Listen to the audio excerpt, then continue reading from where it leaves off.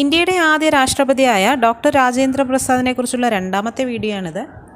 1951 ആദ്യ Asian games ഉദ്ഘാടനം ചെയ്ത വ്യക്തി ഡോക്ടർ രാജേന്ദ്ര പ്രസാദാണ്. 1961 ഇന്ത്യയിൽ ആദ്യമായി പാർലമെൻറ്റിൻ്റെ സംയുക്ത സമ്മേളനം വിളിച്ചു ചേർത്ത പ്രസിഡന്റ് ആരാണ്? ഡോക്ടർ രാജേന്ദ്ര പ്രസാദ്. 1962 ഭാരതത്തിൻ്റെ പരമോന്നത ബഹുമതിയായ ഭാരതരത്നം നേടിയ രാഷ്ട്രപതിയാണ് ഇദ്ദേഹം. ഭരണഘടനാ നിർമ്മാണ സഭയുടെ സ്ഥിരം അധ്യക്ഷനായി തിരഞ്ഞെടുക്കപ്പെട്ട വ്യക്തി ആരാണ്? ഡോക്ടർ രാജേന്ദ്ര പ്രസാദാണ്.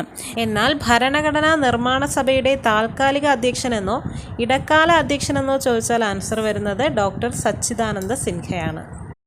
ഇന്ത്യയുടെ ആദ്യ രാഷ്ട്രപതിയായ ഡോക്ടർ രാജേന്ദ്ര പ്രസാദിനെക്കുറിച്ചുള്ള രണ്ടാമത്തെ വീഡിയോ ആണിത്. 1951 ആദ്യ ഏഷ്യൻ ഗെയിംസ് ഉദ്ഘാടനം ചെയ്ത വ്യക്തി ഡോക്ടർ രാജേന്ദ്ര പ്രസാദാണ്. 1961 ഇന്ത്യയിൽ ആദ്യമായി പാർലമെൻറ്റിൻ്റെ സംയുക്ത സമ്മേളനം വിളിച്ചു ചേർത്ത പ്രസിഡന്റ് ആരാണ്? ഡോക്ടർ രാജേന്ദ്ര പ്രസാദ്. 1962